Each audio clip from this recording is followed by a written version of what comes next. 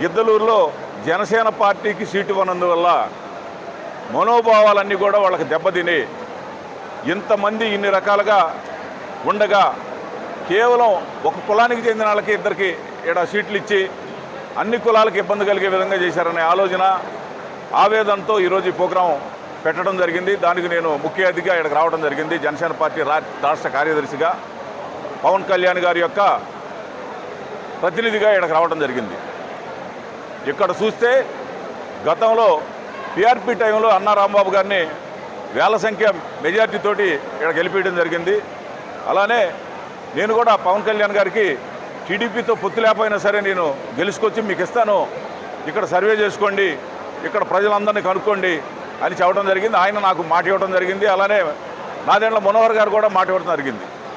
ఈ సందర్భంగా టీడీపీతో పవన్ కళ్యాణ్ గారు పొత్తు పెట్టుకున్న తర్వాత కొన్ని దుర్మార్గమైన విధానాలతో పొత్తులో భాగంగా ఆయన దెబ్బకొట్టే విధానంగా జనసేన పార్టీ గిద్దలూరు ఇవ్వకుండా టీడీపీ ఇవ్వడం అనేది ఇక్కడ ప్రతి ఒక్కళ్ళు కూడా జీర్ణించుకోలేని పరిస్థితి అవడం జరిగింది. దీన్ని ఖచ్చితంగా రెక్టిఫై చేసుకోవాల్సిన బాధ్యత జనసేన పార్టీకి ఎట్టి పరిస్థితిలో ఉంది.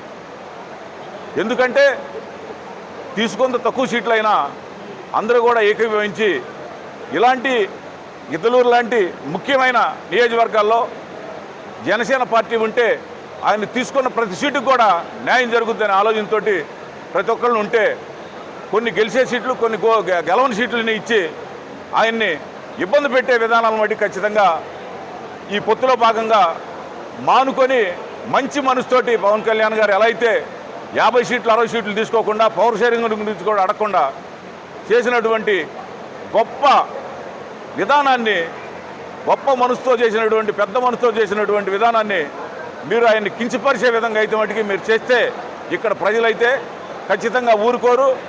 వాళ్ళ అభిప్రాయం మేరకు ఇక్కడ కొన్ని మార్పులు అయితే ఎట్టి పరిస్థితిలో తెలుసుకొని సరి చేసుకొని పక్షంలో ఎట్టి పరిస్థితిలో మార్పులు జరిగే పరిస్థితి ఉంటుంది. మార్పులు జరిగి మన పార్టీ ఇక్కడ దెబ్బతినే విధానం కాకుండా ఎట్టి పరిస్థితిలో ఒక మంచి వాతావరణంగా మంచి ఆలోచన చేసి ఈ గిద్దలూరు ప్రజలకందరికి కూడా న్యాయం చేయాలని సభాముఖంగా మీ అందరికీ మీడియా ద్వారా తెలియపరుస్తున్నాను.